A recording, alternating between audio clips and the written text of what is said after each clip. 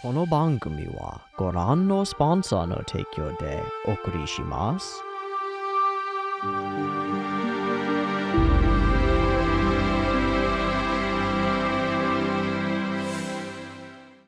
Alrighty, welcome everyone. I'm Teeaboo and I am here for Dungeon Meshi episode 7. It is Wednesday and it is... Well, let me go and show you. It's wet out there. It's wet out here. Sad wet mushrooms. Luckily there's an alternative. Real mushrooms. And so I'm back with real mushrooms, reality. And I guess I'm kind of gonna do like the Rohan thing. I'm gonna investigate the power of the thing and then draw it a little bit. And then we'll go ahead and get into Dungeon Meshi. Okay, I want to set this up so that there are 2 recordings going. And I've got an extra light. Probably this is my move. Yep. Very professional. Very fancy, very professional. And then I can go...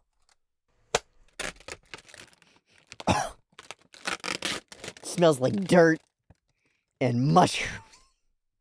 I wonder what I expected. Now I gotta find my perfect subject matter. My perfect subject matter mushrooms. Like, I think this guy's a good little guy. Ooh, this one's got a hole in it. I wonder if I can get him so that the hole shows. No, it's kind of at the bottom like that. Like that. So if I stand him up on the stand, then his hole doesn't show. And I want to see his hole. I want to see your hole, mushroom. Ooh, I like this guy. He's got like a big divot in him. Oh, shit. Oh, nice. Okay. All right. We're building a little squad. This guy's short and fat and oh so round. You get to be right there.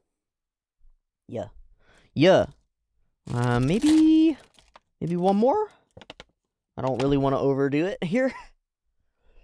Little mushroom patch. All right, there's our little mushroom patch. So the angle that the camera has on it is slightly different from my angle. So and now the camera and I have mostly the same angle. And I'm going to focus on drawing some little mushrooms. Some little guys. A part of me wants the simplicity of keeping this like black and white, like an anatomical sketch or a biologist's sketch of mushrooms and stuff. And just trying to capture some of the detail of them in that mode. However, I would be a fool if I didn't try to use color on a literal real thing that's sitting right in front of me that has actual colors to it. So let me think and plan, because thinking and planning are a really important part of the drawing process. At least that's what people have told me. I don't fucking know. So I think mostly I don't see colors in them except for the browns and yellows that make them up. Like, there's a piece to my eye of the brown over here that's got a little bit of reddishness to it. And maybe a little bit over here as well. But I think those might be reflected off the lights and backgrounds, but they're still there. However, I don't think it's enough that I want a red in order to streak on them. But I'll put one to the side anyway, just in case. There's like a very light white yellow going on for the bases. And maybe the highlight points of them. Because of their coloration patterns, they don't really hold light and shadow the way that I would expect. I don't know if you know what I mean. It's not distinct to me where light and shadow is on them because they have their own color patterns. Obviously, this side is darker, or is brighter than this side over here, but there's no clear dividing line of shadow. There might be if I had a starker light source, right? If this wasn't a light bar sort of thing. And it was more directional. But that's okay. I don't necessarily need them to have directional light. That's just sort of what the artist's eye assumes, because that's what all the practice objects have, is a strong single hard light, right? For teaching you how lighting works. But reality is more complicated than that. There's so much backscatter and lighting going off of the page and the wall behind them. This part of stuff is where, when I talked in the episode with the gems and the cool jeweled sandwich, it's like overwhelming to try to actually see in some ways for me. Sometimes it's like it's fairly straightforward, but sometimes it's like peeling back the layers that are keeping you safe in some way, that are keeping you from ingesting all this information about the world around you. And when you peel them back and you start to actually see the way that things actually are, it's like, wow, things are so much more complicated. How the fuck?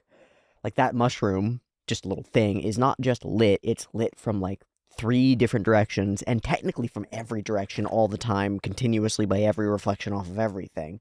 But like, importantly, lit directly, and then the backscatter from the back, and then the backscatter from the floor. I don't know. Weird. And we're living in a world where that shit is happening all the time. Like, God, trying to compute reality is very difficult. It's very difficult. Okay. Now, shapes and sizes and spacing and stuff is hard too. Especially if I'm just going to be putting pen to paper, which I want to do. I don't want to give myself the opportunity to sketch, to scribble. So we're going to choose a flat line right here, and that's the base of this mushroom. I don't have a camera down on my art. Let me rearrange. Okay, and this time I'm shooting from the left because I was in the way of myself throughout the other one. And that's changed my angle somewhat, but that's okay. So in my eye, there's a very, I don't know if you see it here, there's actually a gap between these two here, and I can just see it, so I'm going to keep it. Because I think it would be easier if I ignored it, and I just let them overlap each other, but I want it to be harder.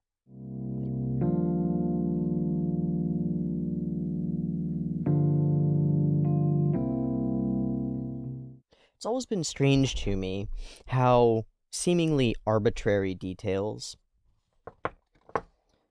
when mapped onto a 3D form and then reproduced, actually generate a fair facsimile of the 3-dimensional form. But because the details seem to my eye to be arbitrary, but they're not, they're mapped on the space. Like, it looks to me as though if I flatten this, I wouldn't be able to tell that it's rounded. And yet my brain can. And when I reproduce the individual elements that I don't feel like match up with their, like, shape, it produces the effect. It should be obvious that it does that, but it's not. So now I'm kind of deciding that I'm going to represent certain elements of this in ways that they are not, but in ways that I see them kind of being. Like, there are no straight lines on the ridges and edges of this mushroom that I'm drawing. But I'm using them to create the, like, weird color pattern shape that's going on in it. And I think that if I choose properly and am consistent, it doesn't matter that it's not correct. Which is super weird. Oh, it's like what somebody said about values. How you can ignore color entirely and just do a play on values in one color and still have the human eye perceive color variation.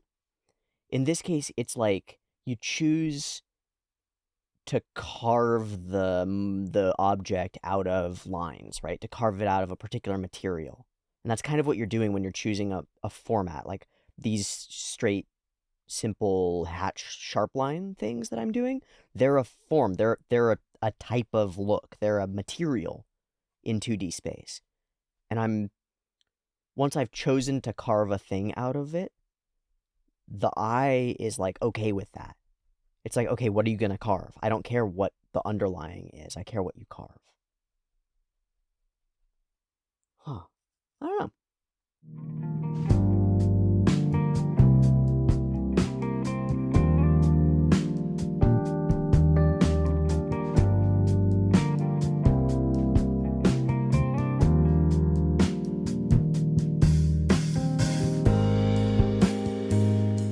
okay, I think I understand why it's important to me about that factor of like arbitrary marks on the first one, creating three-dimensional space. It's because I want to be able to generate three-dimensional objects that read as genuinely three-dimensional and not as artists' facsimiles, right?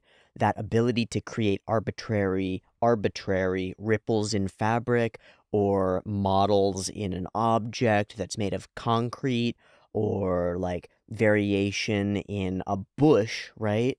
Is the spice of making them feel different and real and not like a copied version of a 3D model with perfect lighting on it, yeah?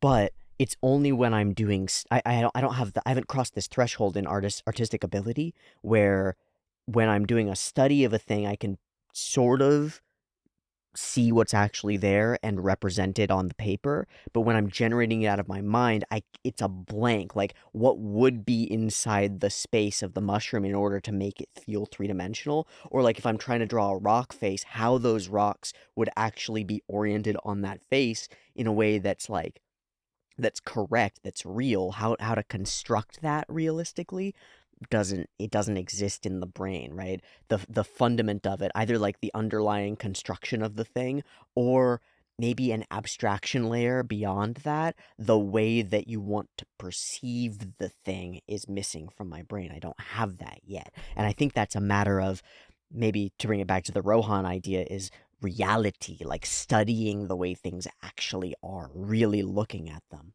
And I think that it's worthwhile that I brought up Rohan and sort of bring up Araki in that conversation, because I think that's Hirohiko Araki, a totally different mangaka. I think that's his particular genius as a creator, as a mangaka, is in many ways in his ability to create representative icons that are separated from reality that your brain is willing to believe are real. Like, the fabric folds and wrinkles that Araki draws are based in a complete understanding of the way that fabric really works, and then they're transcending that to be unrealistic in a way that reads to your brain as emotional, as like having content and intent to it, which is fucking crazy. So like, I'm at the stage of trying desperately to represent the mushroom, right? Like, as it actually is. Araki's at the stage of like, the iconography and idea of mushroom can say different things depending on how I represent the speckles on it, and I'm going to use those speckles to make this mushroom feel sad, and this mushroom feel like your bro and your homie, and this other mushroom is your enemy. Like, that's how I'm gonna do it, and I'm gonna do it with fabric or mushroom models, and I don't know how the fuck you do that. But I think that creates a little bit of like a goal point for me, which is that I would love to make these mushrooms expressive. And that's so silly, but when I think about where we started in a place of these cute little mushrooms that said something to me. They said like, "Hey, come draw me, I'm cute."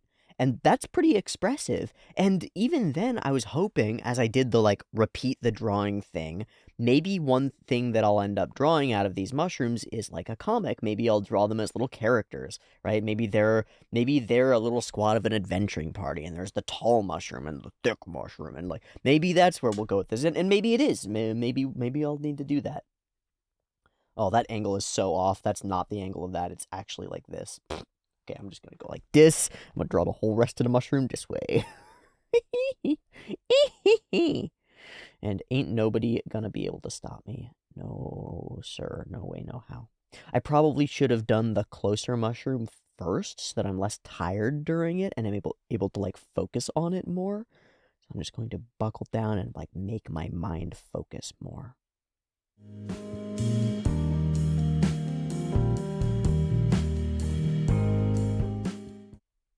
Oh, I should be representing two different things with the different strokes.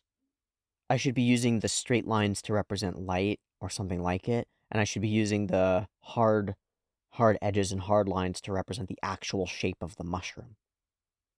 So like on this back one that's mostly flat and smooth, it should be mostly these sharp lines because it's light that I'm representing across it. And I've muddled it over here, but that's okay. Happy little accidents, right?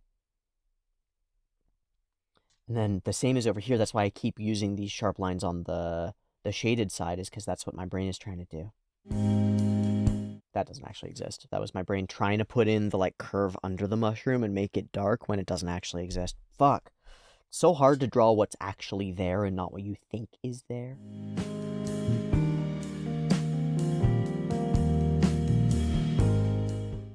Okay, so here's our sketched out version, and here's sort of my angle on the equivalent mushrooms. Yeah, those are our guys. Now, I am going to throw color onto it because I'd like to, and I want to see if it ruins it. I'm going to try to limit myself to these three colors. Brown, caramel, and gold. So let me mark them out. Brown, caramel, and gold. Okay, so gold is only going to be in here.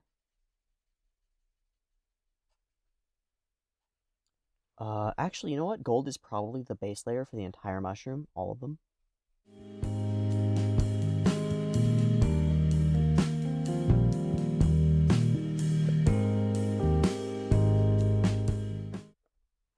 Okay, that already I think looks pretty fucking great.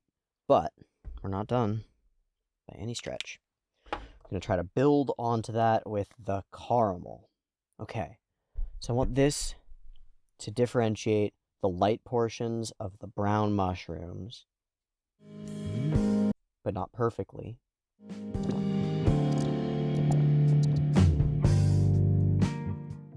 And darkness.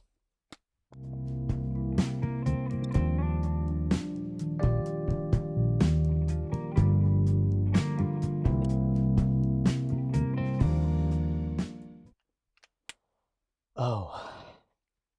They're going to be unreal until I put shadows under them.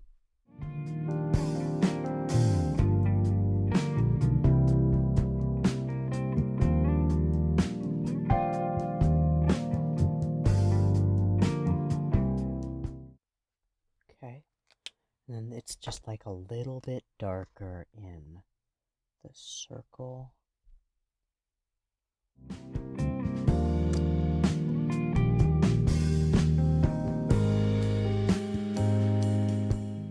Done. Done and done. That actually captures some of the shadows. Yay!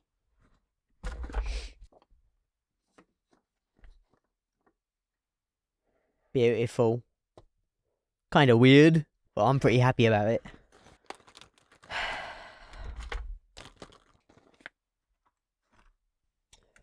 One thing that's wonderful and really apparent to me, I might need more lighting in the future, but I'm gonna be traveling back to my previous digs, my other room, tomorrow. So things are a little chaotic this week, but one thing that I think is important is, I said I'm quite happy with it, but in truth, I've changed my perspective so that the outcome of the thing doesn't matter very much. The thing that I'm happy with is, like, the opportunity to get the skill and the doing of the thing and the process and stuff. All of that is the validation and the success. Success is not drawing the mushrooms properly, like, well or good.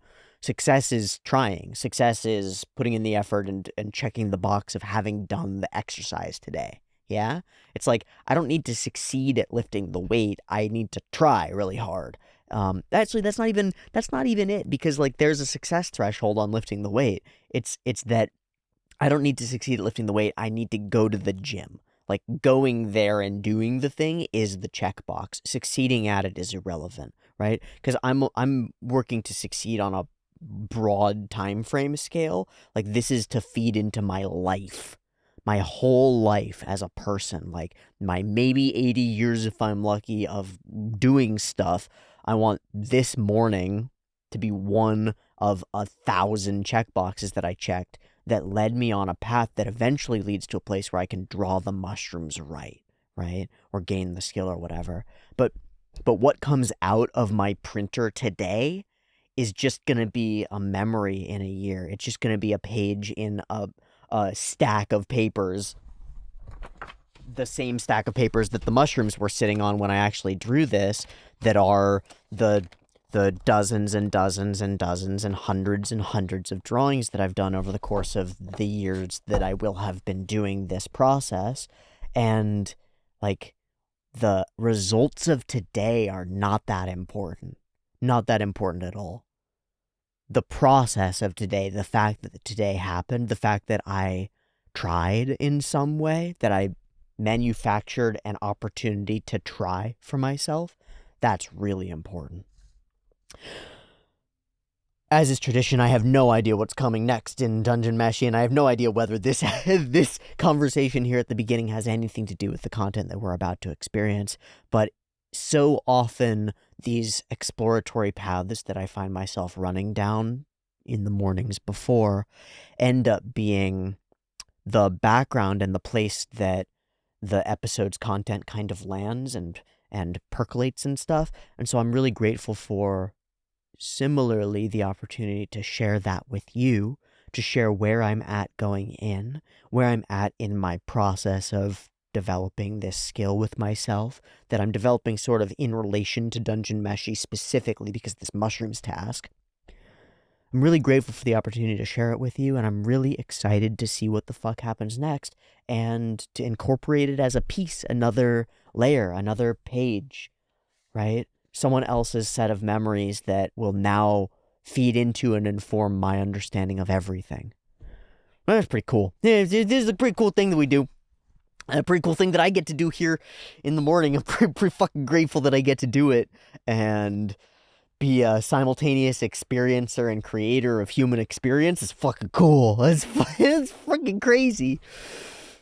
Excites me every time that I get myself to think about it properly, you know? Like, sometimes I can forget that that's what I'm doing, and it's like, oh, right, I'm just recording a video about a thing, but when I'm on and I remember that what I'm doing is, like, being linked in the great chain of being, it feels good. It feels really good, and I think, in some ways, my greatest hope from the beginning and into the future is that hopefully somehow by doing that, and by sharing it, it helps you find a way to link yourself into that chain too. And it probably isn't quite like mine.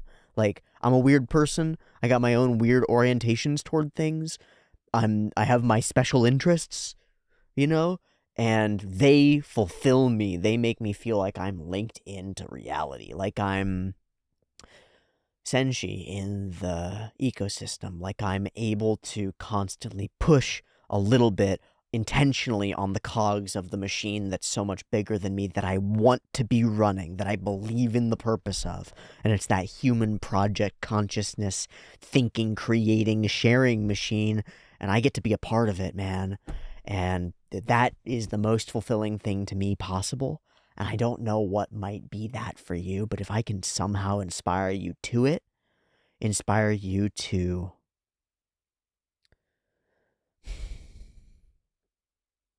see the reality parts that would enable you to see a path for yourself, a place for you to fit into your own set of chosen machinery, right? Like, not the ones imposed upon you, but the ones that you fit because of the way that you are. I would really like to be able to do that. I would really like to be able to do that. It seems to me that a show like Dungeon Meshi does that to people. Like, it's actually capable of, through representation of those sorts of ideas, of reshaping the brains who are witnessing it. I think it actually can do that. And so I am fascinated by it, I admire it, and I endeavor toward it.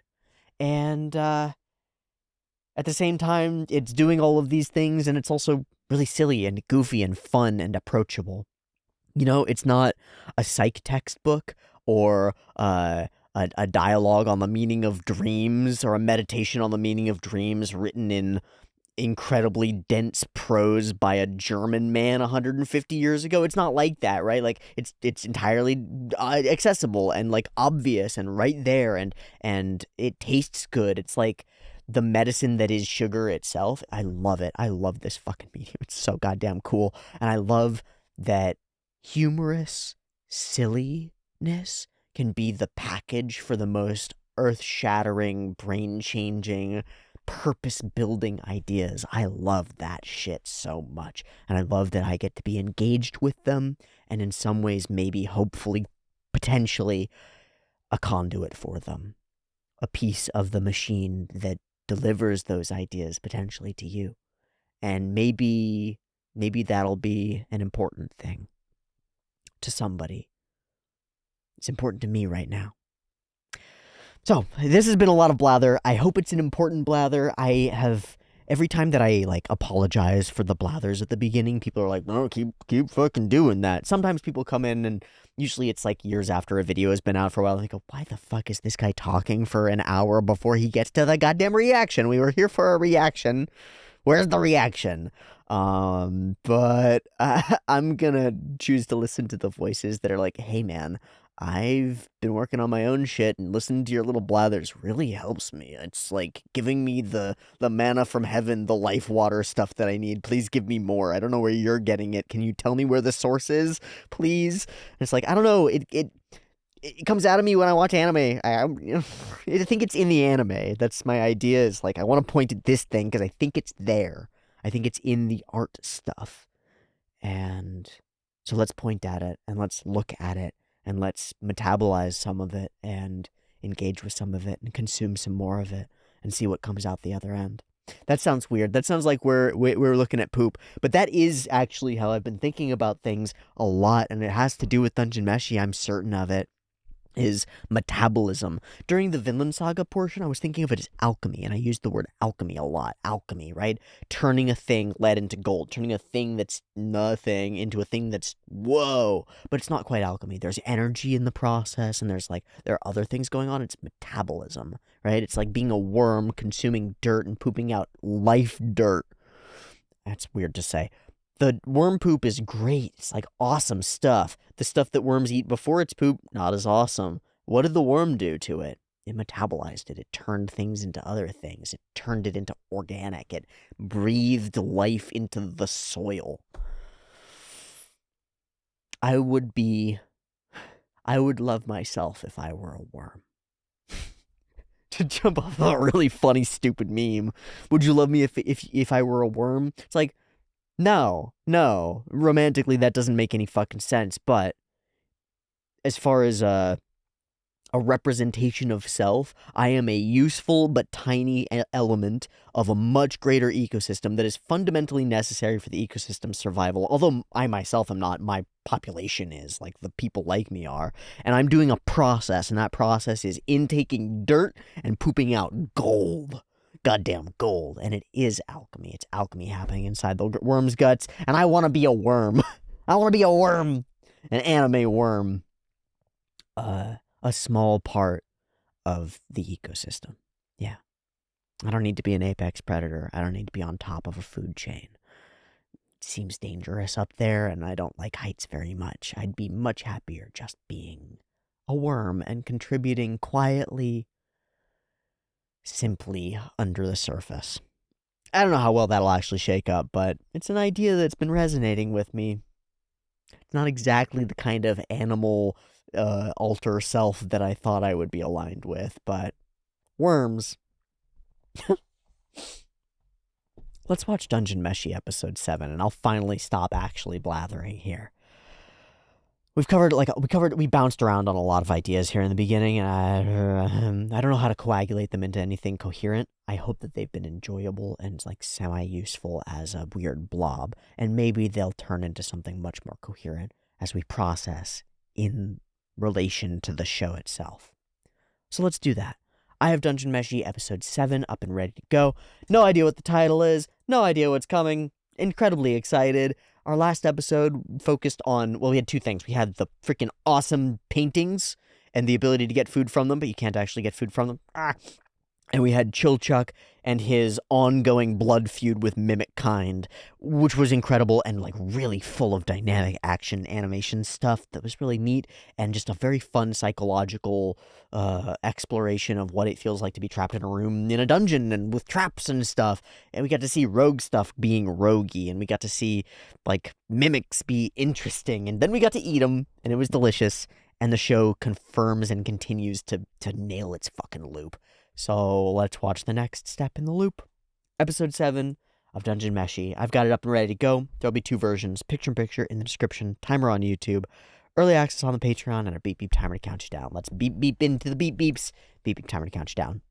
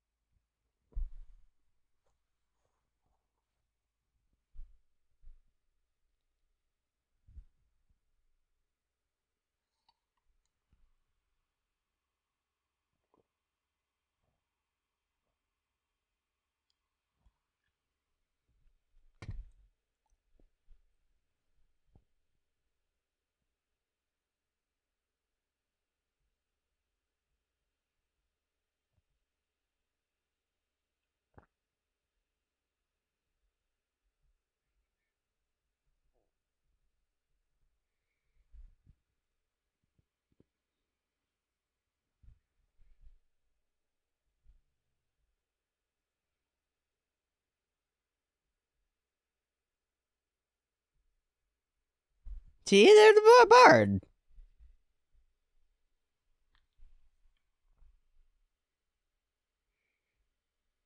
This OP must be so exciting to watch as an anime viewer, seeing all these characters like from behind or in little moments where you know who they are, but I don't.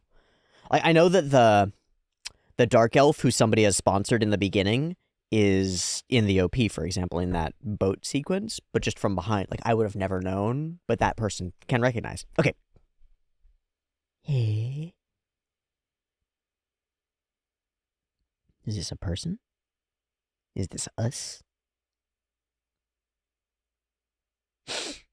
Oh, hi. We're gonna follow Kabru again. So that's what revival magic feels like, huh? That's so cool that we get to see it. By what?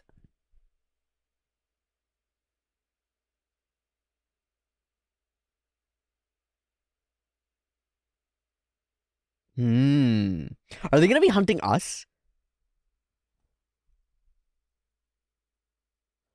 Why wouldn't you tell them? And rob you blind.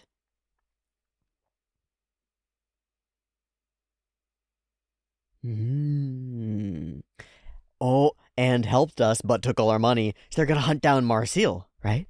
Elfu. A blonde elf, a tall man. Fuck yeah. I wonder what he is. Is he a kobold? That wouldn't be my guess, but maybe. Puh! Really, guys?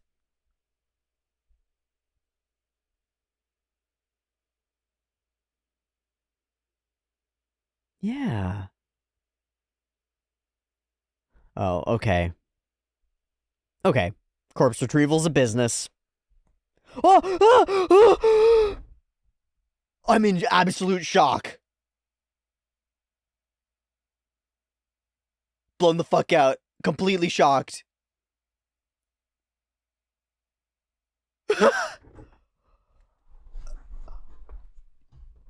We have a character shaving. I'm so surprised. Okay, we're setting up the hair thing.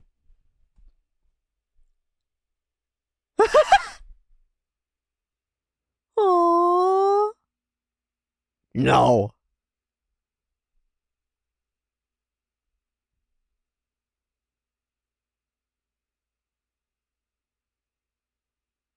Oh. She's broken up about her soap. Oh god, it would be perfect for soap. If only we could find some soapy monsters.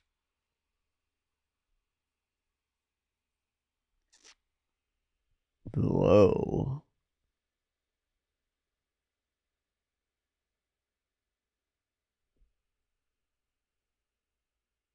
Oh.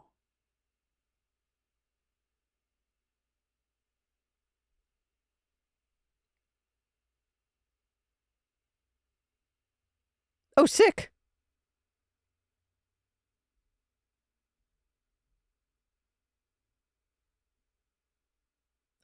He hates water. Oh.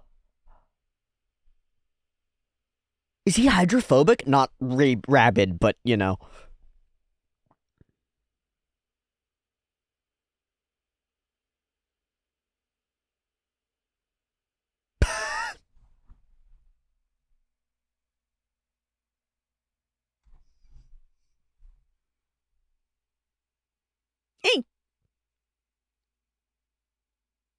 Oh, wait, no, it's not. It's the magic? It's the magic.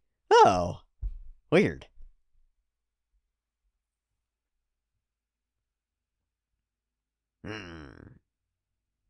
This feels more like it's classic dwarf elf stuff.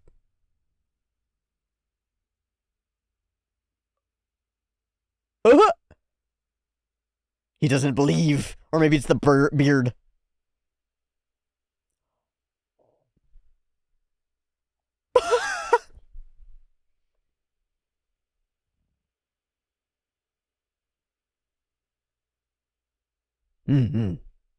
I don't need any of this fancy magic stuff.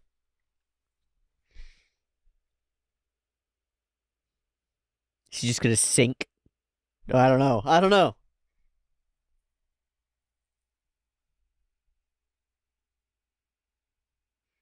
Is he bringing a homie? He's calling a homie. Oh, shit. Wait. Selkie? Selkie, right? Kelpie! Fuck!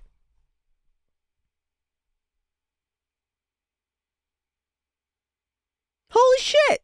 It's like a carrot!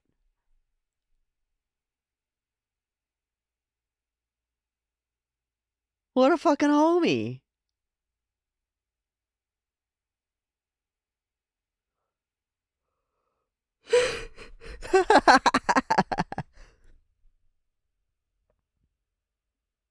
Whoa! What? That's crazy. Whoa. Monsters are monsters. Got it. Oh. Yeah. This is a lot of tension.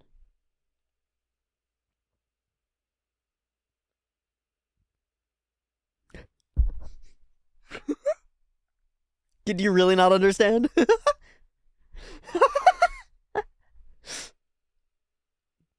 Hell yeah. What? Shit. Sorry, Senshi. I think Anne is still a monster. Anne!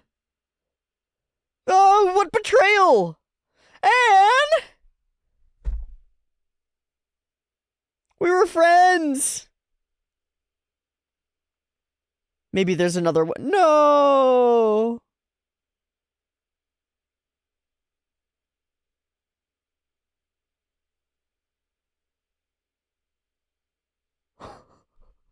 I'm so sad. This is so sad. Yep. A tragedy.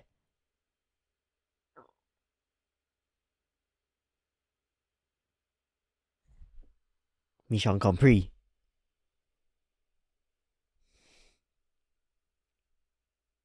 Yeah, that's not their way. Shit, that really sucks. So we gonna eat her?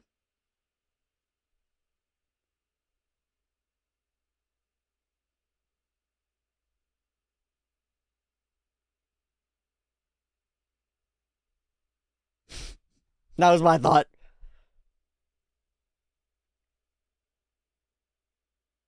Hell yeah.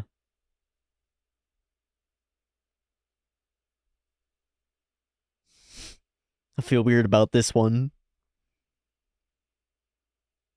Sad butchery.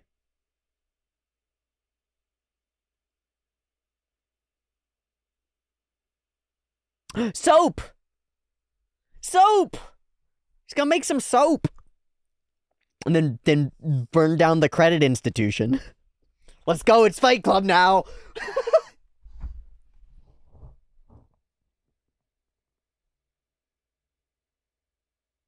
No? Ooh.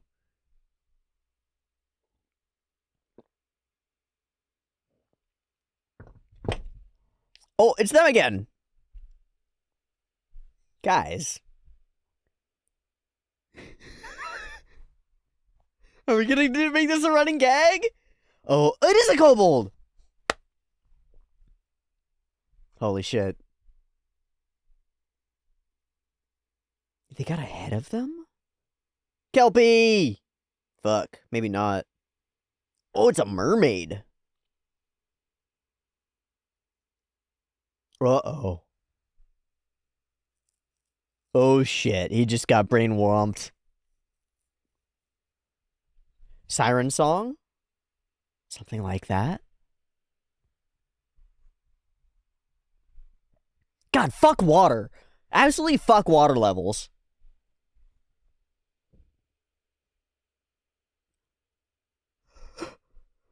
That works? Uh, uh.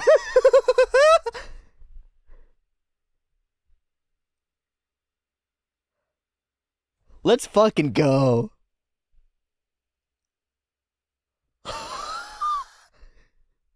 He's not trying to push them away.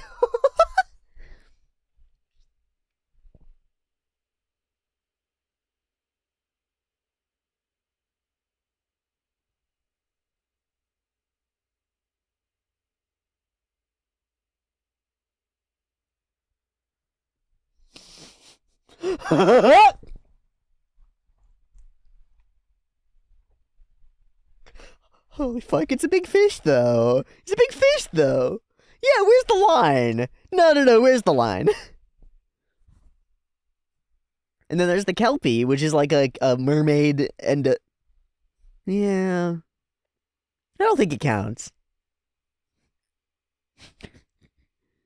It has a face, it has hands!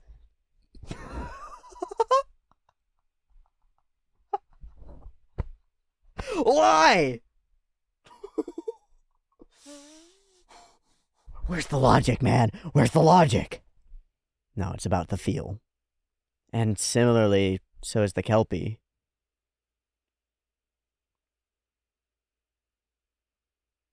This is Laios leading.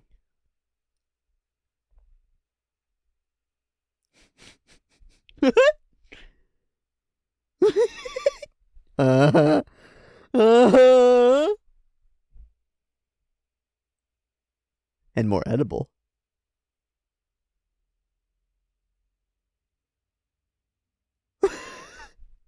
Is he gonna push it further? Okay,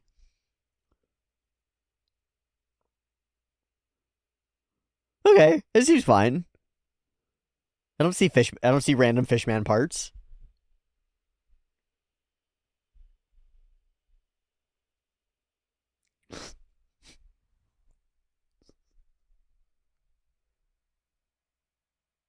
Uh-huh. Yeah, you might as well.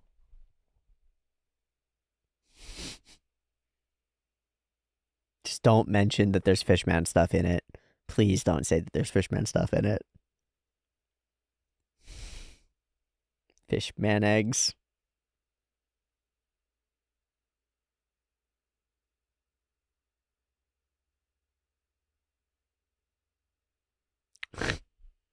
Where did those come from? Where did those come from?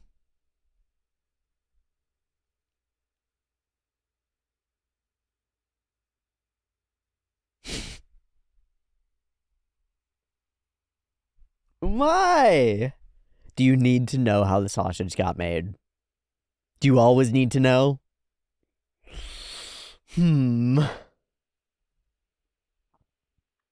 Was this his feel understanding? Aww. That's so sweet and sad.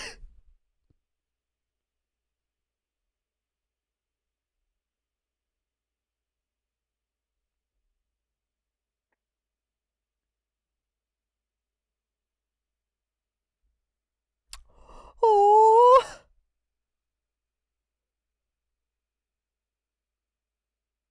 Are you fucking kidding me? Holy shit. Yeah, that's it. Ha! Ha! What a task. It's gonna be so floofy. Oh, subarashi. Magnificent. Nope. Nope. God, he's so fluffy.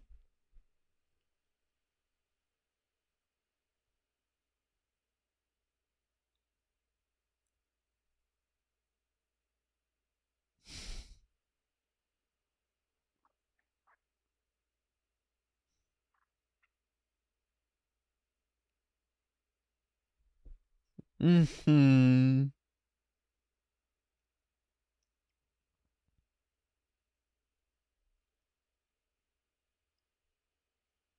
Flying fish? Dope. Nope.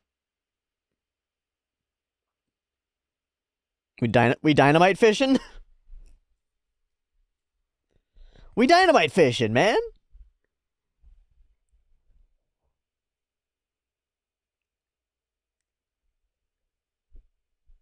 Fuck yeah. Well, then we got a bunch of them. Okay, yep. The food chain.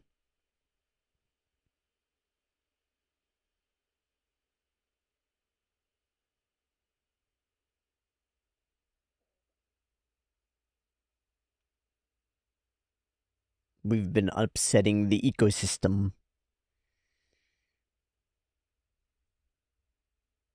Do we have an invasive species imbalance? Sort of situation? Yeah. Oh, hi, mermans. Oh, shit. Mermans.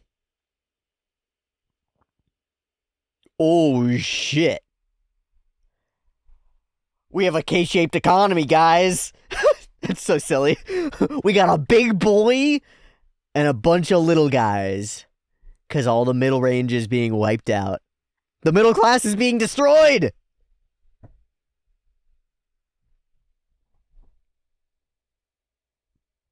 We're gonna be making some fucking calamari today. Oh boy.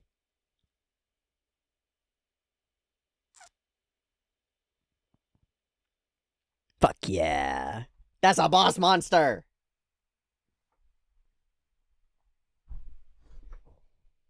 Oh my god, it's gorgeous.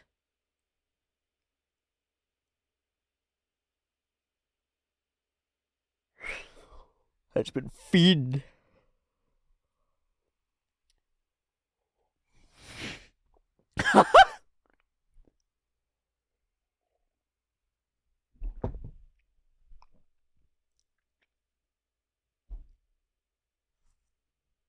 This is a true boss battle.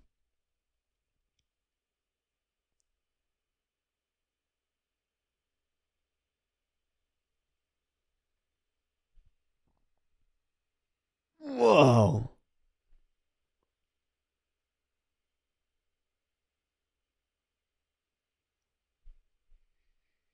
No. No.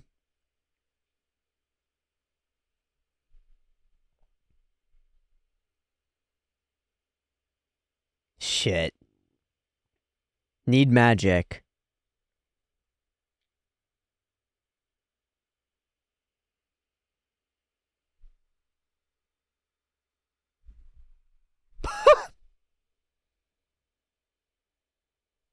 Bladefish? Hmm.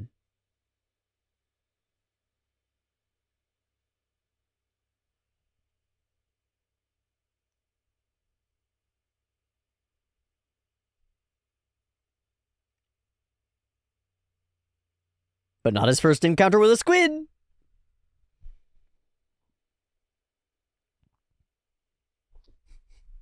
I know where the guts are. And the brain. I assume he's gonna go for the brain. Oh. Okay.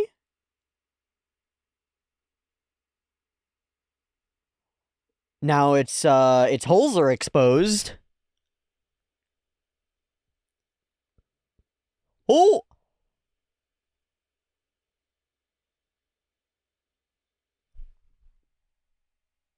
I think I fought that Dark Souls boss. I think it looked different, though. I believe it was a dragon. All its color dropping out like a cuttlefish? That's fucking cool. That's really fucking cool. What?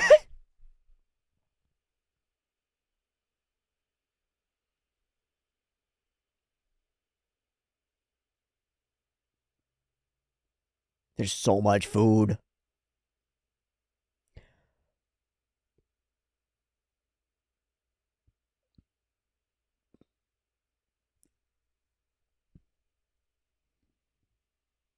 Holy shit, a thing that Marcel loves. That's what he said about the bladefish.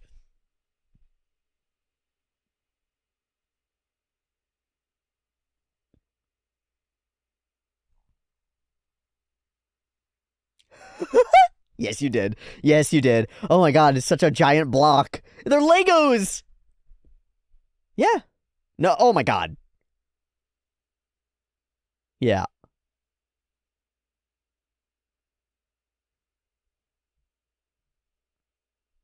I don't know how they prep it.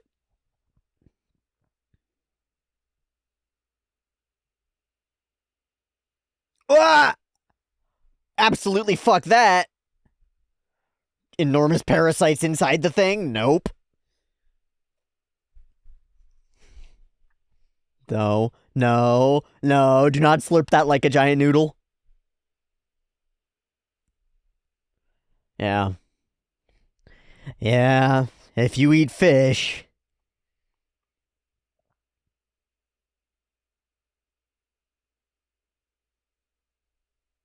I hear you, Marcel. I hear you. For real.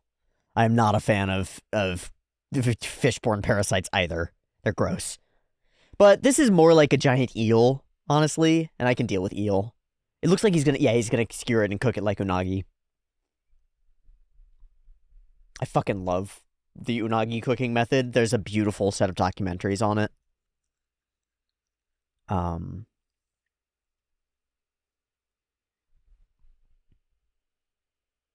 hell yeah, with her book. Is he going for it raw? Broiled and glazed giant parasitic worm. Yummy. Honestly, looks good. Looks great. Looks just like unagi. Mm-hmm.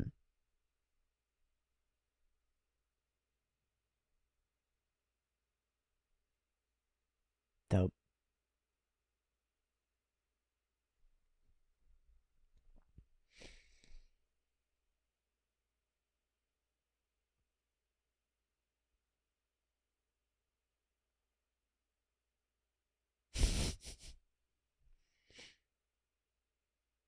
Nah.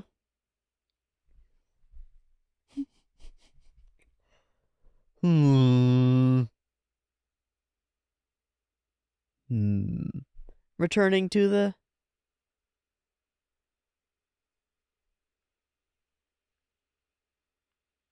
Oh boy. You've made a mistake.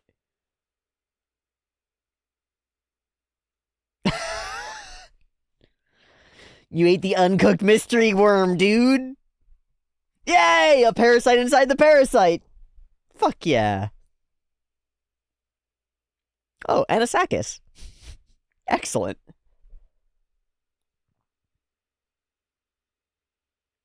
Ah!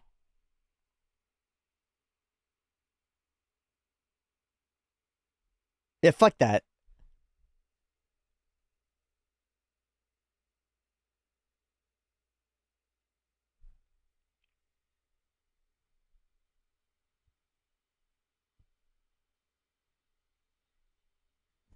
Fucking worms. I started with worms. Oh shit. I just realized.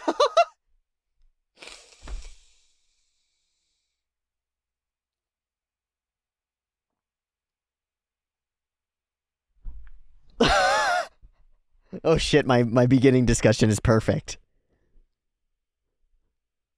How does that happen? That's so weird.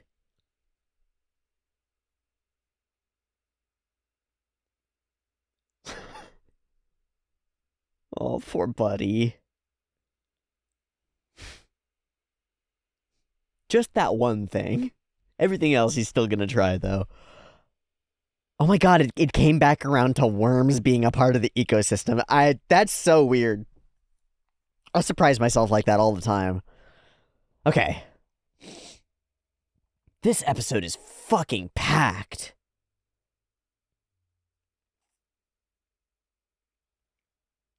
In a very deeply exciting way, but I'm a little overwhelmed by how much cool stuff is said and done throughout the course of this 20-something minutes. It's a dense one.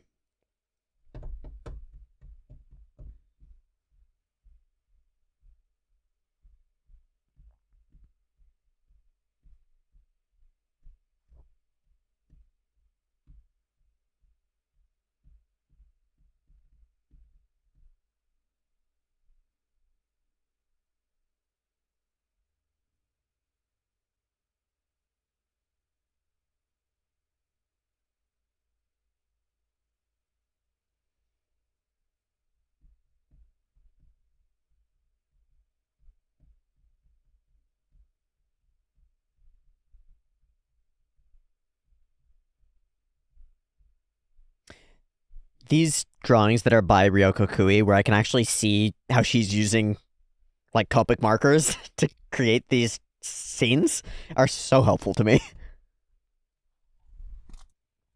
Holy macaroni, y'all. What a wonderful episode. We had a couple where the like ongoing trend of every episode being the best episode of the show so far had stopped for a couple of episodes. I think it's back. I think it's back. I think this one it jumps back to that level, if not beyond it. The the variety of monsters in this one, the emotional content and interactions and tensions between the characters and how those end up playing out and being fulfilled over the course of the little stories, the animation around the Kraken as a set piece kind of thing, the whole episode fits and clicks and works together, I think, really excellently and moves the ideas of the show forward a little bit. I really, really like it, and I'd like to figure out why. What is it about all the pieces that are coming together here that feels so good to me? A part of it is retying things back together with Kabru and stuff, like fulfilling the promise of the corpse retrieval teams, the other dungeon adventurers, all of that stuff. The fact that we're continuing that thread is amazing, because it was not clear to me that we were going to continue that thread in this way moving forward. It could just be like a sort of a one-off thing. It doesn't seem like it. It seems like these characters are more important, but now we get confirmation of that. And it's confirmation that continues to expand our understanding of the dungeon, to grow our understanding of like the society that exists around it, the corpse retrieval teams themselves, the individuals that they are have character to them. They are agentic. They make choices that aren't necessarily good for everybody involved, like the choice to not tell them about the Takaramushi even though they recognize it. That alone, that one piece of writing alone reveals, well, it reveals so much about the dungeon. This is a dog eat dog, adventurer eat adventurer competitive landscape. The nature of Laos's community, like the little adventuring crew that are working together, those things, those trust bubbles are not the rule. They're not the, like, everything. There are lots of factions and lots of people with their own interests at heart, and they are happy to steal from you or lie to you, or most importantly, to not view delving into the dungeon as a collective effort. They are not on the same team as Kabru. And that means that as a whole, we are not expecting other humans that we meet to be on the same team. That's really interesting. It's really, really interesting. And it means that, well, it's a great facsimile for the real world, because that is the truth of our real world. There are lots of people who are not on the same team as you. And lots of people who aren't on a team, right? Like, who don't have a direction or a purpose or a goal, or who view life with like a perspective of purpose to it. This kind of comes back to some of our beginning discussion about like waking up to the way that things really are, seeing reality. But like, there are lots of people who don't exist that way, who exist in a kind of an unconscious state where their input outputs and needs and stuff are all that matters. And like framing things bigger than that, seeing a big picture where we're delving into this place for a purpose is beyond their current understanding of reality. I am of the opinion that those people can be shaken out of that understanding of reality. That is not, that like we're not locked off from that. That you can awaken to being part of the ecosystem that you are, that you can recognize that you're a part of things, and that the behaviors that you engage in when you realize that are very different from the ones that you engage in when you don't realize it. But this, as a piece of writing, demonstrates that that is not the status quo of the world. This is not a happy-go-lucky Fantasyland place where everybody's on the same team and we're all in a video game together with the same goal. It's not like that. I think it's really cool. Getting to actually visualize what revival looks like is awesome. There's an element of it that's kind of reminiscent of like getting paddle shocked, you know, getting clear bzzt, and zapped back to reality. It's cool. We're in darkness. Suddenly there are these flashes, and then you're here. Whoa! And there are some thugs kind of looming over you, being like, "All right, you're up. Good luck. Pay us." Where's our pay for corpse retrieval? So they're not altruists. What happens if you don't have any money or stuff? Do you just not get retrieved? I think that's part of the problem, or if you're on a low enough layer, that's part of the problem with Fallen, is that she's inside a dragon and stuff. Nobody's going to go retrieve her. So they all awaken and realize that they have been robbed, but because they're not told about the Takaramushi, they sort of like forge forward without knowing what has actually hurt them. And with the belief that maybe this other adventuring party with the elf is involved somehow. So we've built up this tension mystery between these two parties that's kind of like a case of mistaken identity. Yeah? It's like, we believe that you're the thief, or like, we believe that you're the one who hurt us, but you're not. At the very least, Kabru's party is incentivized to go and find our party and figure out what we did and how things went. Because, like, potentially we have all their gems and money and stuff. Half-foot and a dwarf. They had a meal here. A meal? They've got some nerve because they were eating the Takaramushi. Not a charity. Pay up. But why didn't you tell them? It's simple. And this is our, like, revelatory line. The more corpses, the better. It's not about all of us. It's about me. It's about my benefit. My part of the food chain is that I thrive when they die. So, like, helping them survive is not... Why would I do that? It's not incentivized.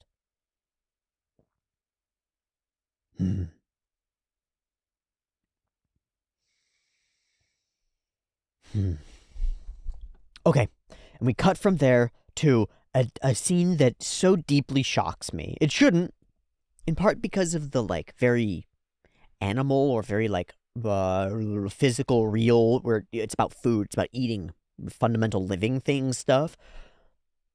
I shouldn't be surprised that we focus on, like, a fundamental living thing, hygiene, self-care, and stuff. But there's something about cutting to a group of anime characters shaving and, like, doing their morning ablutions in their toilette that's fucking crazy to me. It absolutely blows my mind. It's like if Jason Statham in the middle of a fucking shootout drive chase pulls over into a McDonald's to go take a piss. It's like, what the fuck? Like, all right, hell yeah, we got out of this deadly car chase. Hold on, babe, I gotta go take a piss. Gotta drop a log.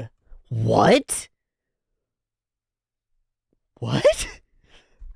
The only times when that is done is when it's done, like, really self-awarely to be like, hey, You know how people make a joke about people never taking a piss in the middle of a D&D campaign? Let's make a joke about taking a piss in the middle of a D&D campaign. This is a thing that comes up in Critical Role over and over, because Liam O'Brien, who plays Vaxeldan and Caleb and a couple of other people, he likes to roleplay those things, and he tries to make a point of being like, all right, I'm gonna go take a shit.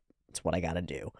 Peace. And just, like, not do it on screen or anything, but just note that it's happening, because it sort of fulfills his roleplay of being a real person in that world. And it's like, it's silly to me that people never go and do stuff. Still, it's fucking wild to me that our characters are just shaving and brushing their teeth and stuff. Like, Marcille, we know, Marcille taking care of herself, like, and washing her face and doing up her hair, we know she changes her hair every time. Laios, growing stubble. Being a real human man who has clean-shaved features every time we see him, is not just an anime character who doesn't have to shave because he just has a face that exists this way. He's a human being! It's so simple. It's so obvious. It's so straightforward. It's not even that interesting. It's really not that interesting. And yet, the full hair down is so cute. And then getting to see how she actually puts it up. Ugh. You'll feel refreshed if you crop it. There you go again, saying mean things. Don't you want to wash your beard? Hell no, I do not want to wash my beard. And then she says something this is so interesting to me. Your hair plays an important role in magic, too. The idea that hair is a functional insulator, like that it does something to channeling and altering magic, is so fucking fascinating to me.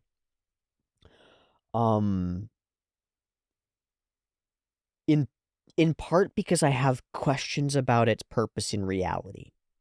I think it's quite odd that humans have head hair in the way that we do, and it's strange in a way that it's not exactly obvious to me, like from an evolutionary purpose, why we still have it.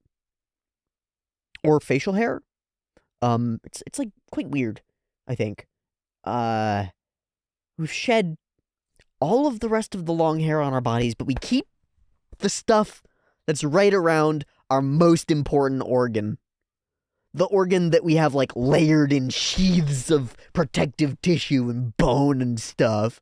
That is the core of you, as far as we know. What? Why do we need all these strands of stuff that has very strange insulative properties? Why do we need all this?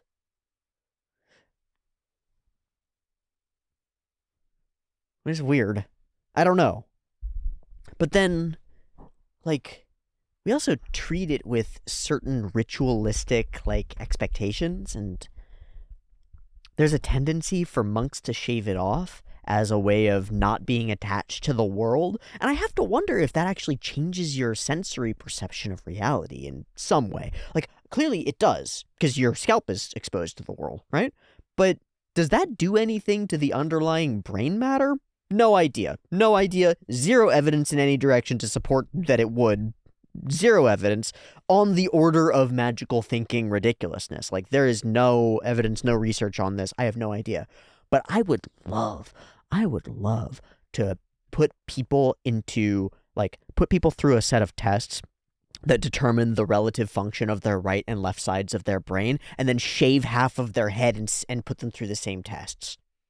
I would love to do that. I would love to see if there's any sort of impact that hair growth, existence, and loss has on brain function underneath. Because it's really weird to me that there's this electrically, like, interesting. It has interesting properties as an insulator.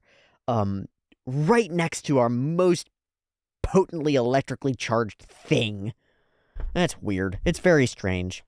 The idea that it might help in some way, that it might have some factor that is unclear to us, it's possible. It seems like it could be possible. Certainly, it's one of those realms where if you just blur your eyes a little bit and let yourself think magically, it's one of those spaces where you can bring the woo-woo in and build out, like, a believable woo-woo, right? So, for example, humans are electrically charged a little bit, right? Very, very small, but we have an electrical charge. You could build a magic system off of that, right? Like, maybe a human being isn't using the power within them to channel energy out of them and shoot laser beams, but maybe they altered the electrical fields around them, right? And used that to channel photon laser blasts or whatever, right? Magic. Magic with a false, disprovable basis in real concepts, right? Similarly, hair's weird. It's attached to our heads. Maybe it changes the way that we think. Thinking's like magic. Magic is like magic. Maybe it changes the way that we magic. I think that's a really fucking cool idea. It's fucking really interesting, actually. I'd love to be able to do research like that. It takes immense amounts of money. Taking care of it is like doing stretches before exercise. You can really fall in love with her here. And with your beard like that, my support magic might not work on you. And he's happy about that. He's like, good. It's better that way. I don't like magic. She doesn't really clock it. I think this is the part that I said, like, you can fall in love with her. There's this wholesome, engaged, like, this is what she cares about. It's one of those things that she cares about a lot. And so she's lit up. And she's like, oh, I get to share a piece of me with you. I get to help you. I get to be helpful. Yay! And it's just so wholesome from Marcel. It's like, God damn it, Marcel, you're so cute. Fuck. I get to help you. You can clean your beard. I have nice soap. And then, of course, we find out that there is no nice soap. It's sad. We're only like a minute into the episode. We've already set up like a core plot, an internal goal for Marcel. She's about to find out that the soap doesn't exist, and that creates like a secondary goal. Fuck, man. But the soap is gone. I love this zone, this area. Freaking cool. We look underneath and can see the castle town below. With magic! Not for Senshi. Senshi doesn't want fucking magic. No magic. This is awesome.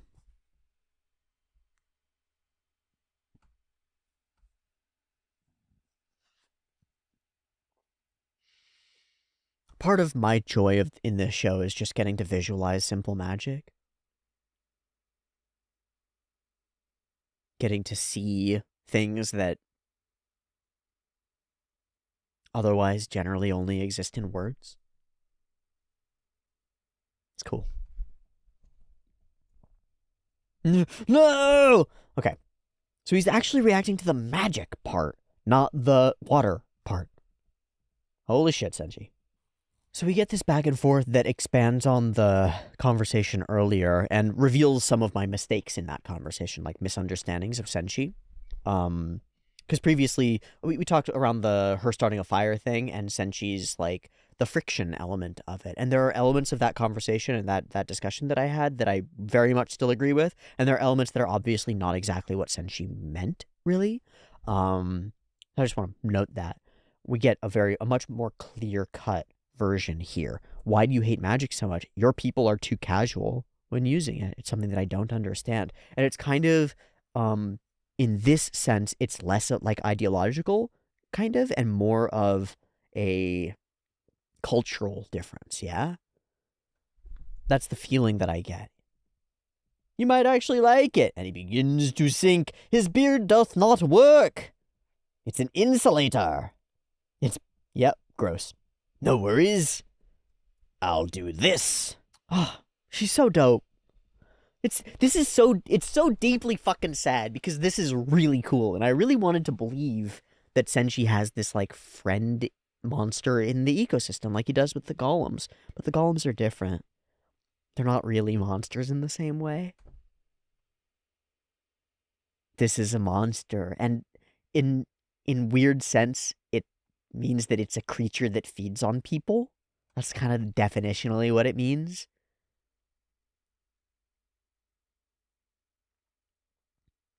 So the incentives don't line up. The kelpie, Anne, doesn't have the incentive to be your friend. Anne's incentive is to lead you into the darkness and kill you. And there's a mirroring there between that and the the human monsters up above. They're a little different. They're the corpse retrieval team, right? But we come to this idea, and I hovered on the corpse retrieval team for a little bit because I wasn't sure how to bring it up. But there's an idea that I use very often when I'm engaging with reality, which is that I try to understand the incentives of the thing. Like cut past what the person says is their goal, cut past what the advertising is, the motivations that they claim, and drive right down to what are the incentives. What do the human beings who are a part of this get out of it? What does the nation state who's doing this get out of it? What do the corporations who are doing this get out of it? Like actual incentives, real needle moving things. For an example that's very close to home for me, say that there's a creator whose stated desire is to create good content, whatever that means to the creator, right? The incentive structure that exists for creators is not about creating good content. It's creating content that people click on and people continue watching and people don't click away from, and they will watch the ads that are placed in the content in order to watch the rest of the content. That's what's incentivized. Good content, not incentivized. Sticky content, clicky content, incentivized. And in the gap between the incentive, the actual incentive, and the stated purpose, there's this divergence that creates a real tension where a lot of the YouTubers whose entire purpose, like their internal set of goals, is not stickiness. They want to create good stuff, right? They want to reach an audience. They want to do that, but they also need to survive. They need to make enough money to survive. They need to be like fully dedicated to the YouTube craft in order to make the things, in order to make enough money to survive. And they have to be completely dedicated to it. So they can't get like another job and create the great YouTube content that they're trying to create. That would be great. So they're stuck. They're stuck in a position where they have to sacrifice their ideals in order to survive and create a thing that doesn't reach those ideals because it has to reach the incentive structure of reality. And there are endless fields where this is true, where the ideals hit the road and the people, because the incentive structure exists in a certain way, you change the way that you are. You work in a way that is maybe not aligned with what you were initially trying to achieve. So, for example, maybe you are an altruist who's capable of resurrection magic, like a good person. And your stated goal, like many doctors in our real world, is to help people, save lives. That's your core to you, right? Whatever damage you have in your childhood, it has organized you such that your need in the world is to gain purpose from helping people, from saving others. And maybe you should go and evaluate the traumas that have led you to that place, because it would be great if you could have a more stable existence that doesn't require you to save others in order to feel okay. But let's say that's where you start out. You start out first-year medical student, first-year healer student, whatever, and you're 100% locked in on that goal. I'm going to go and I'm going to help people. 6-7 years later, you've been doing this for a while, you've done your residency, you've gone through the schooling. You need to survive. You need to pay back your loans. You need to live well enough that you think it was worth it for you to sacrifice all that time to learn all those things. You are day-to-day helping people and saving lives, but that's no longer the motivation of the thing. The motivation is to fulfill your incentives, is to get the money that you've been promised, is to pay off those student loans that are holding you back. All of these other things creep in, and they become the reason for why you do this. The money that you get from corpse retrieving is the reason that you're corpse retrieving. And it's structural. It has very little to do with you and your ideals as a person, and very much to do with you taking on the role that is presented to you. In some ways, the niche in the ecosystem that you are enabled to take on, right? There's a niche, and it has certain inputs and certain outputs that are possible. Certain food sources come to this place, and one of the food sources is human fucking beings. Certain sources of income come to the corpse retrieval team, and one of the sources is fucking corpses. So what do we incentivize? Incentivize bringing people here. Incentivize more corpses. More corpses, more money. Corpses good. To me, exclusively inside my box. In the broad scale, if I was plugged into something bigger, if I was conscious and able to view myself as part of an ecosystem and not just a monster in a niche, then maybe it would be like, my YouTube videos are harming people. Like, I'm contributing to the reduction of attention span broadly across culture. Uh-oh. My actions are harming people inside the dungeon and hurting us all because we all need to solve this dungeon thing together. And I'm leading people to their deaths, essentially, and not giving them the information that they need in order to survive. I'm doing a bad thing. But that requires this big view, this big, broad view, and that can be really overwhelming. If you zoom out and you find that you're a bad part of the world, oh, that's crushing. It's crushing. We can't realize that. We have to pat ourselves on the back and be like, no, I'm a good person. I'm a good person. I'm a good person. I promise I'm a good person. And let me be frank, like, I've brought the YouTube creator analogy up. I've brought up the corpse retrieval teams, and I think that you can extend this to CEOs and nonprofit organizers and politicians, and fucking everybody deals with this set of problems. And I do too. And I have done a lot of like difficult friction work to create a set of incentives around myself that incentivizes me in the best way that I can to create good stuff. And it's like, it sucks sometimes. It sucks sometimes that I've set it up this way. I'll let you in on that, right? I have a backlog of 2,000 plus videos, right? Each of them an hour plus, like, solid content that people still go and watch through all the way and watch continuously. If I were to flip monetization on YouTube, I don't know how many of those viewers would go away, but I would be able to monetize that whole backlog. I might not ever have to make another video again.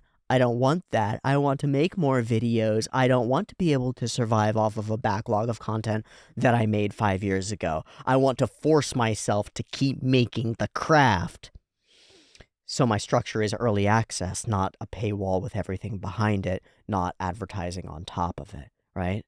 There's a dangling incentive in front of me to monetize my content through YouTube's advertiser methods, but doing that dramatically changes the incentive structure around the content that I make in a way that I think will be deleterious to the content and deleterious to you as an audience member, and so I'm not going to do it, even if it would line my pockets and give me a sense, maybe, that inside my little niche, I am succeeding as a monster. Good job, you. But I want to stay in this zoomed out perspective where I'm contributing to an ecosystem, where I'm plugged into something bigger. And that requires including in your like profit loss sheet, in your internal balance sheet, these broader externalities, the broader effects of what you do, and the broader like purpose and incentives of it on you and on the system. At core, Anne looks like a friend. Anne is friend-shaped, but the incentives that are acting on Anne are not friend-shaped, not to be your friend. They are to consume and to destroy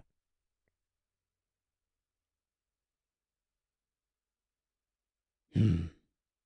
There's something really potent there.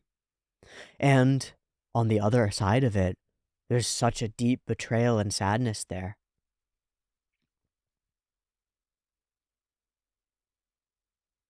Since she really believed in this creature. And maybe more, like, holds to this ideological belief that monsters can be friends. Like, that they're more than monsters. They're part of an ecosystem. They're like a thing, and I'm a part of it too. And so there's this, like, peerage. There's this sense that we are kind of one in Senshi. It's almost Buddhist in a sense. Almost Hindu, maybe, with the reincarnative idea. But maybe almost Buddhist, the idea that things have an import, that we're on the same level as living things, as part of something broader, as part of a great cycle. It fits. There's something about it that's really powerful. And then the betrayal is kind of like, oh shit. It's a betrayal of missed recognition. It's like, I perceived you as aligned with me when you are actually an unconscious beast. And I forgave you for being an unconscious beast because it's just what you are. You're part of the cycle thing, but I thought we were homies, you know? Fuck, man. It sucks. She's cool as fuck. Cool horsey. Of course, Laios doesn't believe. So cool!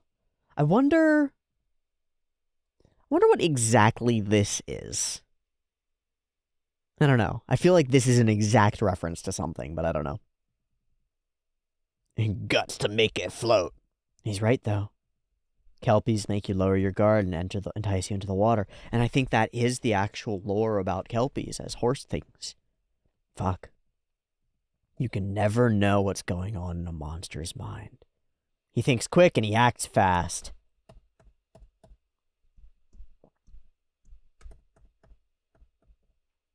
The underwater, like, transformation of the kelpie's face, I think, is wonderful. And this, like, sinking betrayal is so good. And good, I mean hard to watch, but, like, fucking excellently done. Rawr. Tooth monster! And stop it, we were friends! This whole set of cuts is really beautiful, but very unique. I wonder who's in charge of them. I hope that we find out when we do our Sakagaburu portion. Forgive me on... Because it flaring and... It's awesome looking. Crazy beast. I'll do it myself. Oh, and she makes soap. Oh, so many things.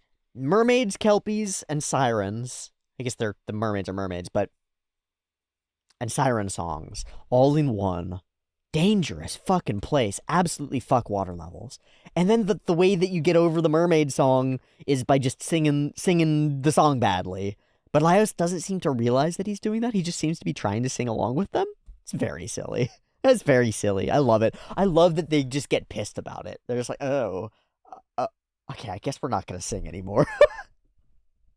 I also will just say that I love their character designs, the sort of wet hair and stuff. Something about it, I feel like my brain... No, there's a... No, I don't know what I'm thinking of.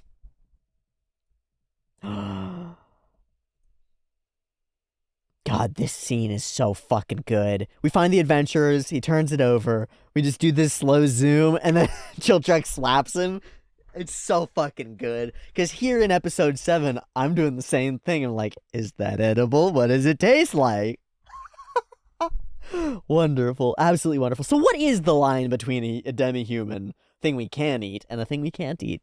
He's gonna push that line. He's gonna push that line. It's just like with the mammals and the plant things. It's like, I don't really get the boundaries that people weirdly put around things. It's edible, so we're gonna eat it. Duh. Laios' incentive is hunger. It's his only incentive. So is it a fish or is it a man? No! Absolutely not! Why, though? Okay. Why can we eat a cow but not a fish man? It just doesn't feel right. Feel, huh? I think that he may have taken the wrong thing from that. That if it's all about the feel, then I can sneakily feed them whatever I want. And as long as it feels fine, it's gonna be fine. I think that's Laios' takeaway. I love that we get a Laios cooking sequence. We've had so many that have been Senshi telling us how to cook. It's kind of cool to have the other voice tell us. Hey, wait a second. That's pretty... No. It is fucking glorious looking, and it does look like Tobiko or is that the right fucking word? I just reached for the word, and I was like, that's the word for fish roe, and I feel like it's wrong. I think it might be right. I don't know. And she made him soap out of his friend. She made him friend soap. So we get a fucking bathing montage. I wonder if this is an explicit manga panel. Ha! Woodcombs, fuck yeah. Big fan. He ends up so fluffy, so beautiful, so floofed. And at the end, walking on water actually feels quite nice. We've realized something. There's like a cross-pollination of our cultural understanding of the world, or like our viewpoint. This is so weird. My partner Seraph and I have started watching Avatar: The Last Airbender as like our fun show to watch in the background. because we both really enjoyed it. It's been a number of years since either of us has watched it, and we just passed what's widely considered the worst episode of the first season, which is the Great Divide, where we cross a big canyon. There's two cultural groups. One of them is like, "Oh, you're all slobs. We're all so fancy," and the other's like, "Oh, you're all so uptight. We're so cool," and they hate each other. And we figure out a way to like get them to cope, right? Get them to deal over the course of the episode. It's a pretty mediocre episode of Avatar: The Last Airbender. Honestly, an excellent episode for any other show. This sort of reminds me of that as we come out of the end of it with like a little bit of a, I guess I can respect your way of doing things. I guess there are things to be learned from you. That's sort of the feel that I get at the end, is like Senshi starts off being really closed off to magic, and over the course of this learns that his understanding of certain things maybe isn't quite right, and to open himself to maybe certain other understandings of things, right? He's wrong about Anne the Kelpie, and I think that feeds into his willingness to be wrong, or like to find out what's right around magic and hair and stuff, because he had this other way and it won't work, and now he can do the magic thing, and now that he's doing the magic thing, it's not as bad as he thought it was. Yeah, it's like kind of cool. I don't know. I'm not exactly sure what the thread is, but it's a sweetness. It's a connection, and it's a respect for each other a little bit.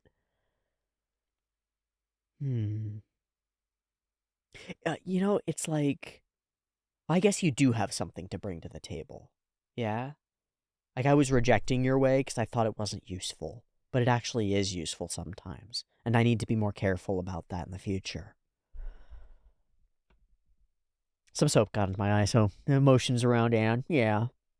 And then we jump to this action scene from above where we're running away from the fish, and it's really cool.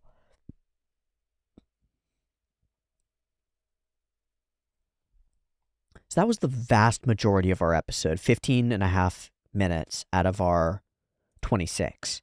The majority of our episode is that first portion. And I think that near a majority of our animation work is in the second chunk, third portion. Because this whole sequence with giant krakens and stuff, there are some parts of it that are really well put together. There's some parts of it that are kind of just fine. We're just like, shoot the kraken, and then we shoot tentacles waving. It's like, okay, that works. It's fine. It glues together just fine, but it's the equivalent of like panning scenes. But there are some moments in this that really are dynamic and really glue together and are really cool. And I want to go through and I want to find them. The first is this beautiful from above shot of all these characters running that, man, it's neat. It feels wonderful. It sets up the space of this fight, and then we match it perfectly as we jump into the scene directly. It's cool. We got these freaking blade fish flying at us. This looks exactly like a moment from Mushoku Tensei somehow, but I don't know. It's dope as heck. Big explode, and we're fishing with bombs, baby. And he's right. He's right. Fishing with bombs is bad. You're goddamn right, Senshi. It's bad to fish with bombs. It's bad for ecosystems everywhere. Like, the effect of the pressure wave destroys so much more than just the fish that you're picking up. And you kill so much of the stuff around them. It's fucked. And I love that we introduced the line. They can be stewed, grilled, steamed, smoked, or eaten raw. And then Marcel will say that about octopi. And then somebody else says about something else. It's as though... Oh, gosh, I'm not sure. It's as though what the character thinks of as a good food product is different, and they all have to learn that? I'm not sure. It's fun. It's just a fun repetition still. But they're connected. They're a food source for other monsters. Their population decreasing could disrupt everything. But things are getting weird. Why are there so many of them? And so many fewer mid-sized monsters? Golly. I'm so proud of myself in the most silly memeing way for calling this a K-shaped economy. Because it's an idea that's like coming to the fore in recent months, as people are witnessing the economy going in very strange directions, and a dramatic accumulation of wealth at the top, and an accumulation of population without wealth at the bottom, and sort of a big divide happening in the middle where people used to be. Like, it's where a lot of people used to exist, was in that middle class where they're like, we can survive and have a family and a life and a car and do things, and now you kind of can't do that. You're either fucking fully homeless and dying, or extremely wealthy and doing just fine. And the divide in between, where you're just a mid-sized merman hunting for fish, surviving and stuff, is getting a lot harder to exist in that space. That niche has closed somewhat. It's not great. It's not great. The reason is because of Krakens. And the solution is to eat the rich.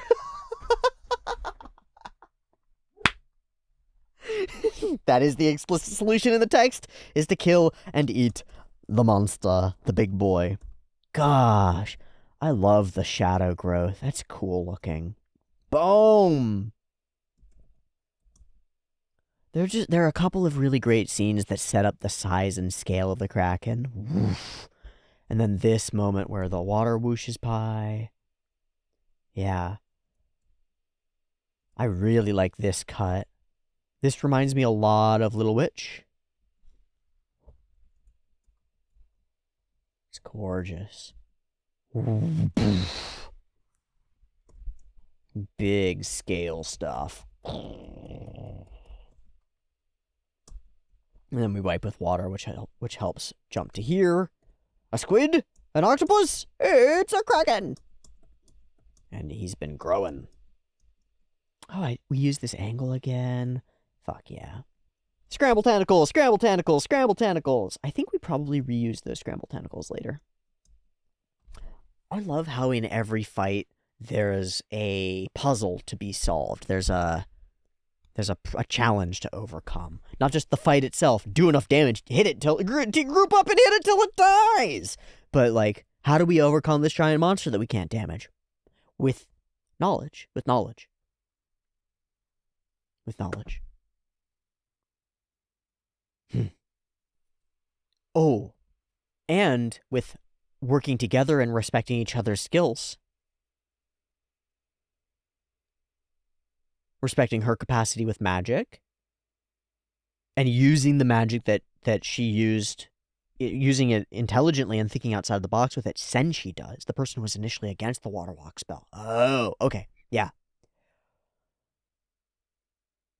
And then flip side, his understanding, even without understanding monster physiology. Like, his beliefs about the kelpie were unfounded, but that doesn't mean his set of, like, ways of interacting with things is always wrong. He's got lots of information. He's just sometimes, his understanding, he's not quite right. He wants to be too trusting. But he still knows where the octopus's fucking brain is. In combination with your brains and my magic. Yeah. This is a really cool use of magic. I love it a lot. Using water walk to boost the thing up out of the water and giving him the shot. Really awesome. And I love the color bleeding out of it. I don't think that most octopi have like natural coloration to them, and same with squids, but I know that cuttlefish are naturally blank, and I believe will return to being blank when killed. It's such a cool moment. Stew them, grill them, steam them, dry them, smoke them, or even enjoy them raw. She's fine with all the weird food creations of this thing, but not the other thing. It's so interesting. But it's gross, except for the worm. Even within the giant monster. Even within the rich. There are ways to exist. I don't know what the takeaway here is. I don't think it feeds in that way. I think the explicit takeaways are, as Senshi talks about, the piece of the ecosystem, and this, like, attempt to interact with it and change it is really hard because you're already a part of it. You're already inherently in it. You're stuck in your own incentives, right? You're in your own niche in the place. You have to have such knowledge to see how that niche might, like how your actions within it might impact the rest. I don't know. Parasites, though, It's worth talking about. They are everywhere. They're in lots of food. Sorry if you're a food repulsed or have problems with foods and stuff, but parasites are fucking everywhere. Fresh fish, it's got parasites in it. Especially, I mean, farm-raised fish, a lot of parasitism can be kept almost gone, like almost none. But fresh caught fish, fucking salmon, they'd be picking worms out of those, man, and they'd be leaving some of them in. That's fine. It's the way it is. It helps that the weird worm ends up being something delicious, which is like unagi. So you do a 50-50 sweet soy, and you glaze it, and you grill it, and you grill it, and you grill it, and you grill it, and you glaze it, and you grill it, and it comes out so smoky and sweet and delicious and buttery and yummy. And he eats it raw. Man, be careful with what you decide is sushi. It might not be sushi. Also, I believe that the Anisakis worm does exactly that. What Senshi says, it can't actually parasitize you, but it will burrow through your stomach lining. Fucking sucks. Terribly gross. Here. Okay, you ate it raw, and we sort of cut away from that to leave it to fester in the background. But Chilchuck looks over and notices the fish are eating the Kraken. So by interrupting the thing that's fucking up the ecosystem, we return it to a place where it can heal itself, where it can rebuild. Yes, you have the parasite of the parasite. But I see now, he says. The fishmen eat the blade fish. We take down the Kraken, and the little fish feast on its flesh. Laios eats the parasitic worm inside the Kraken, and the parasite within that worm ends up poking a hole in Laios' stomach. I guess it was a little arrogant of me to try to protect the ecosystem.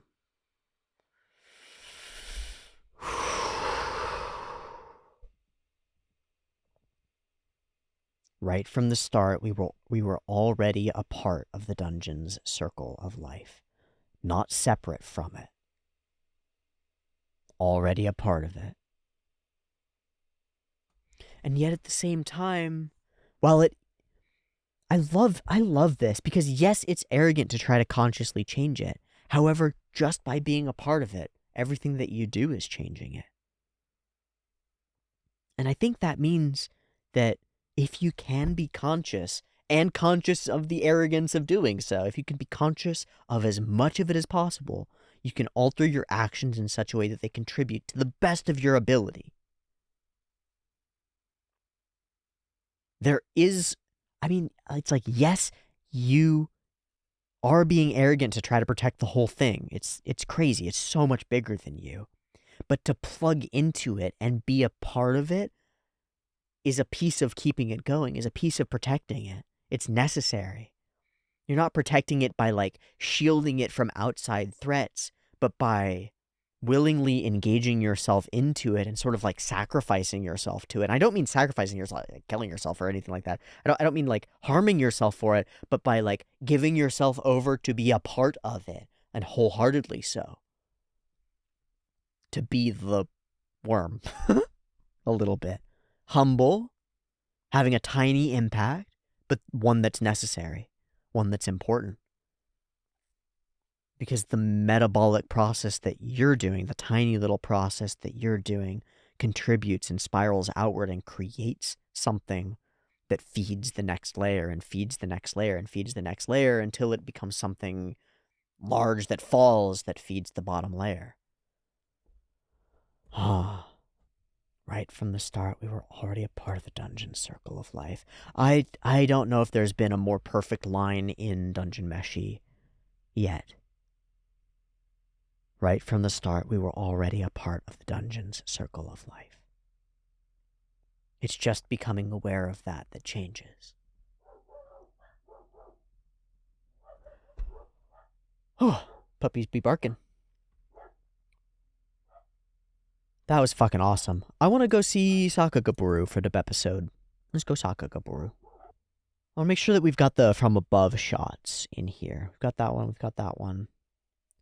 Cool. I'm going to grab this one also, and then the top two rows. I've ordered them by order score, so. Mi Yamaguchi. Wait, let me double check, make sure that I'm recording properly. Okay, good. This is Mi Yamaguchi. He's scrambling in the background there, and then we're running.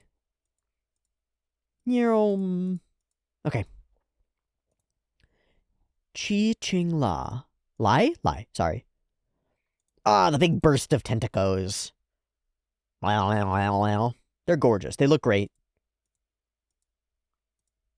The whole scene sells really well, which is so hard to do with big monsters. They shaven. These are characters, and they are animated. Thank you, Pingyi Jiang, for animating them. I love it. Mengsu Tsai. Ooh, hair. Hair stuff and cute faces. Hair stuff and cute faces. Fuck yeah. Bringing Marcel to life is so critically important to the show being good. So important. So, fuck yeah. Koei Lin. This is more, we've seen you doing beautiful food stuff before. Especially the, like, fleshy bits and things. Yeah. Really gorgeous. Okay. Haruki and Yusuke Yoshigaki together for the liquid of the kelpie and the horse sequence, the walking from above, which is really impressive. Horses are fucking hard to draw. And by that I mean, like, animators struggle really hard to draw horses. People who specialize in drawing horses can get really fucking good at them, just like anybody does, but most don't seem to specialize in drawing them. I think that's going to get worse over time because less people are exposed to less horses. Although maybe Uma Musume will change that. I don't know. Boom! Mama Squid. I do love this moment where Laios has this, like, reaction to it. And then there's this reaction from Marcel afterward, right here, that I think might be my favorite, like, facial or character shot of the episode, is this frame of Marcel with these...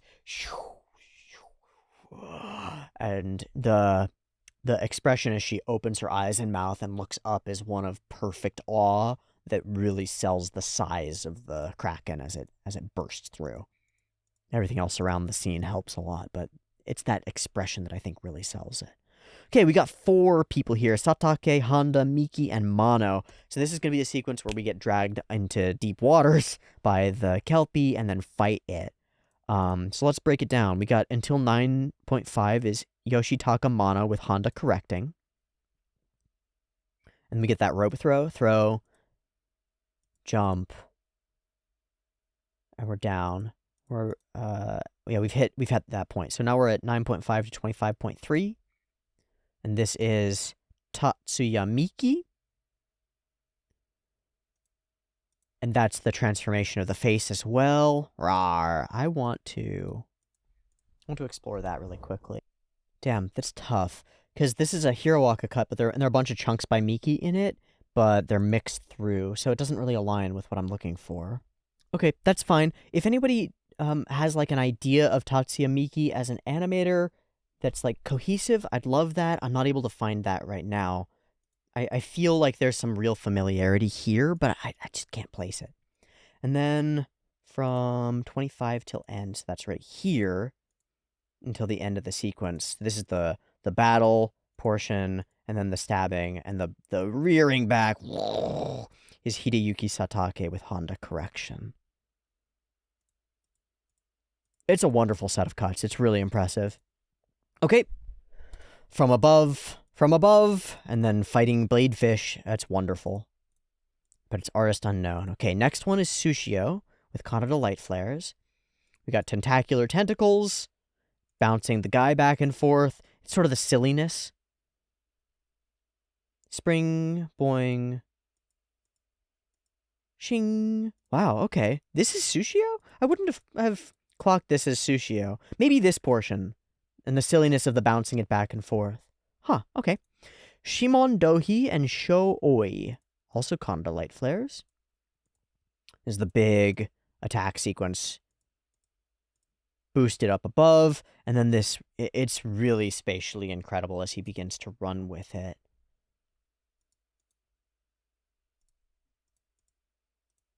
Wow, and the flowy weight. It's one thing to see weightiness in rigid body objects like a mech or a boat or something. It lands. It landed. Versus like a goopy thing that's made of gelatinous flesh. Not just flesh, but like squiddy, rubbery flesh. And it all... God, animation's fucking cool. I really think animation's so goddamn cool. And we've killed the boy. And in doing so, paved the way for this ecosystem to repair itself. For the imbalance to be righted. In a strange sense, Senshi says maybe it was arrogant to try to protect and alter the ecosystem, but they do. It's just bigger than that. It's just always bigger than that. It's like there's always more to do. I like that as an idea of it. The only arrogance in it is that you believe what you currently see is all that there is to see. As long as you realize that there's always more of an ecosystem to protect, and that you're folded into it, you're not separate from it, this process feels like it's ongoing, and I feel like you can leave the arrogance behind and continue to engage with humility. With saying, like, yes, I am but a worm, maybe even just a parasite on this ecosystem, and yet I have a role to play, and I will play it to the best of my ability. I really like this episode of Dungeon Meshi, and I really hope that you have too. I think I'm going to leave it there, because I've got 2 hours and something on the clock for recording, and that's a whole lot. Thank you so much for watching this one. I really enjoyed it. Take down the Kraken. Be the worm. That's the takeaway, I guess. I don't fucking know. From drawing the mushrooms to talking this through to just enjoying the animation and the experience of this piece of the dungeon with these characters, I've really liked this episode and the opportunity to sit down and watch it with you. So thank you for joining me for it, and I'll see you next week for more. Much love. Peace.